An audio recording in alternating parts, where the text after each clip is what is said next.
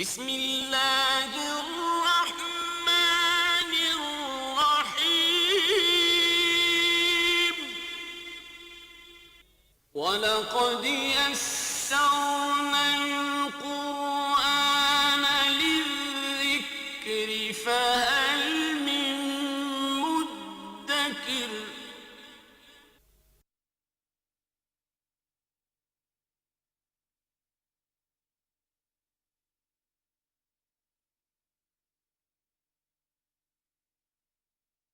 اعوذ باللہ من الشیطان الرجیم بسم اللہ الرحمن الرحیم یا ایہا الذین آمنوا ان تتقوا اللہ یجعل لکم فرقانا ویکفر عنکم سیئاتکم ویغفر لکم واللہ ذو الفضل العظیم صدق اللہ العظیم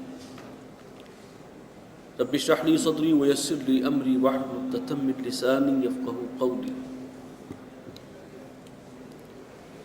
چوتھے رکوع میں پھر مسلمانوں سے براہ راست خطاب ہے، اہل ایمان اگر تم اللہ کا تقوی اختیار کرو، ان تتقوا اللہ یجعل لکم فرقانا، تو وہ فیصلہ فرمائے گا تمہارے حق میں۔ ایک مفہوم تو اس کا یہ ہے کہ جیسے غزوہ بدر کو اس نے یوم الفرقان بنا دیا اور مسلمانوں کے حق میں فیصلہ ہوا اور اس کی غیبی مدد آئی، معجزانہ طور پر مسلمانوں کو فتح دی، اگر آئندہ بھی تقوی اختیار کیے رکھو تو اللہ تعالیٰ اسی طریقے سے تمہیں فرقان بخشے گا، تمہاری مدد کرے گا اور تمہیں فتح عطا فرمائے گا۔ ایک مفہوم اس کا یہ بھی بیان کیا گیا کہ فرقان اصل میں حق و باطل کے درمیان فرق کرنے کی صلاحیت ہے۔ اگر تم تقوی اختیار کرو تو اللہ تعالیٰ تمہیں صحیح اور غلط، حق اور باطل، نیکی اور بدی، اس کے درمیان فرق کرنے کی صلاحیت، کچھ سمجھ بوجھ عطا کر دے گا۔ یہ بھی اس کے اندر شامل ہے مفہوم۔ وَيُكَفِّرْ عَنْكُمْ سَيِّئَاتِكُمْ، اور تمہاری برائیاں تم سے دور کر دے گا، وَيَغْفِرْ لَكُمْ، اور تمہیں بخش دے گا۔ یہ تقوی کے نتیجے میں یہ سارے انعامات ہیں۔ وَاللَّهُ ذُو الْفَضْلِ الْعَظِيمِ، اور اللہ تعالیٰ بڑے فضل والا ہے۔ وَإِذْ يَمْكُرُ بِكَ الَّذِينَ كَفَرُوا لِيُثْبِتُوكَ أَوْ يَقْتُلُوكَ أَوْ يُخْرِجُوكَ، اور اے نبی جب یہ کافر لوگ آپ کے بارے میں چالیں چل رہے تھے، سازشیں کر رہے تھے، اور سازشیں ان کی کیا تھیں؟ لیثبتوک، کہ آپ کو قید کر دیں، او یقتلوک، یا آپ کو قتل کر دیں، او یخرجوک، یا آپ کو نکال دیں مکہ سے۔ یہ مکہ کا جو آخری دور تھا قیام مکہ کا، حضور صلی اللہ علیہ وسلم کا ہجرت سے قبل دار الندوہ میں جو مشاورت ہوتی تھی مشرکین کے سرداروں کی، وہاں پر حضور صلی اللہ علیہ وسلم کے بارے میں یہی ان کی مشاورت کا موضوع یہ تھا کہ کیا کیا جائے، قید کیا جائے، قتل کیا جائے، ان کو نکالا جائے، اور بالآخر جو جس پر ان کا اتفاق رائے ہوا وہ تو فیصلہ یہ تھا کہ حضور صلی اللہ علیہ وسلم کو شہید کر دیا جائے معاذ اللہ۔ اور اس کی انہوں نے پوری پلاننگ کر لی تھی کہ ہر قبیلے کا ایک ایک شخص لے لیا جائے اور وہ یک بارگی حضور پر حملہ کرے، تاکہ بنو ہاشم جو ہیں وہ انتقام لینے کی پوزیشن میں نہ ہوں اور کسی ایک پر بلیم نہ آئے۔ تو یہ ساری چال بازیاں اور سازشیں ہو رہی تھیں۔ واللہ خیر الماکرین، اللہ تعالیٰ ہے بہترین تدبیر فرمانے والا، بہترین داؤ اختیار کرنے والا۔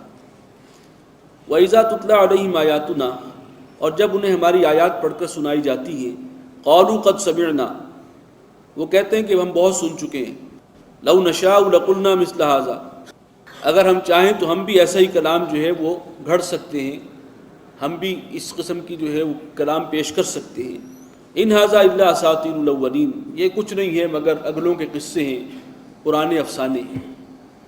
ایک شخص کا نام آتا ہے نضر بن حارث، وہ اس قسم کی باتیں کیا کرتا تھا، لیکن کہہ تو دیا اس نے کہ ہم بھی چاہیں تو ایسا کلام لے آئیں، لیکن ہمت اسے نہیں ہوئی، یہ محض ایک بڑ تھی جو وہ ہانک دیتا تھا۔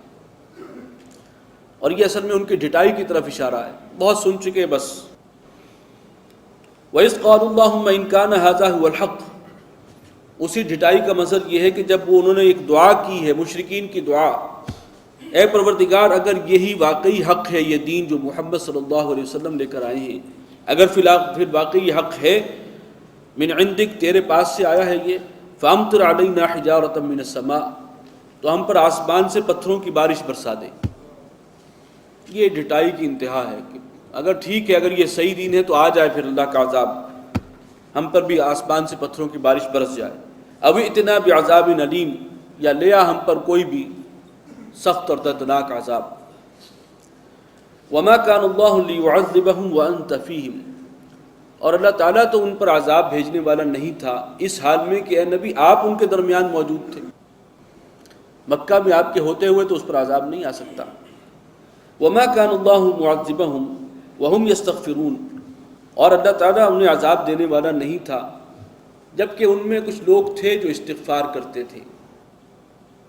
اس میں دونوں امکانات ہیں، ایک تو یہ کہ مکہ میں مسلمان بھی اگرچہ کم تھے تعداد میں، لیکن جو بھی تھے 150 کے قریب تو تھے اس وقت، اور وہ اللہ کے سامنے گڑ گڑانے والے، اللہ سے دعا کرنے والے، استغفار کرنے والے تھے۔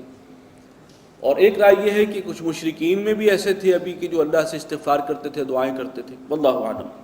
بہرحال یہ استغفار جو ہے یہ ابھی رکاوٹ ہے اس عذاب کے راستے کی، اور ایک حضور صلی اللہ علیہ وسلم کی شخصیت آپ کی وہاں پر موجود ہے۔ وما لهم الا يعذبهم اللہ، اور انہیں کیا ہے کہ اللہ تعالیٰ انہیں عذاب نہ دے، عذاب کے مستحق تو وہ ہو چکے ہیں۔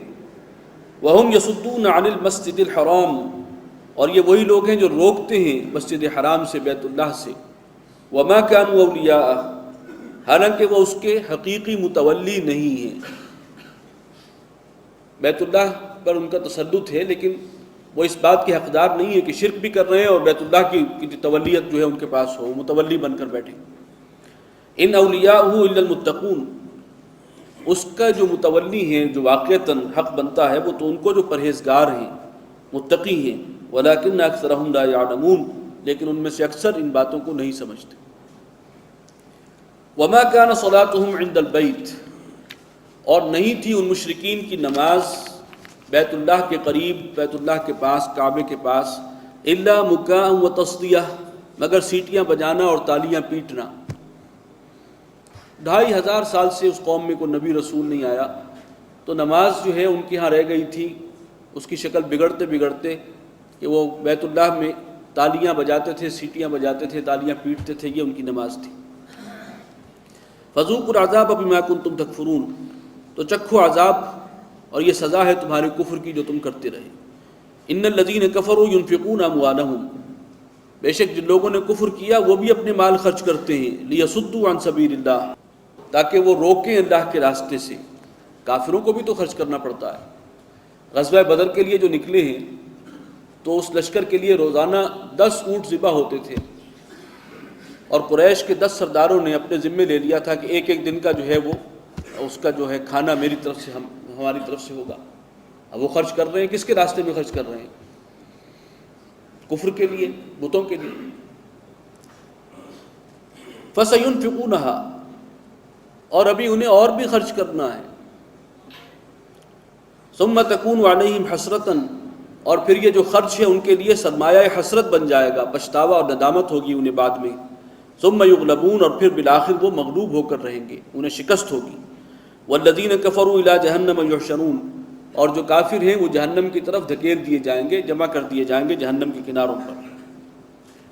لِيَمِيزَ اللَّهُ الْخَبِيثَ مِنَ الطَّيِّبِ، اور یہ جو حق و باطل کا ٹکراؤ ہوتا ہے اس کا اصل فائدہ یہ ہے تاکہ اللہ تعالیٰ ناپاک کو پاک سے جدا کر دے، ممیز کر دے خبیث کو طیب سے۔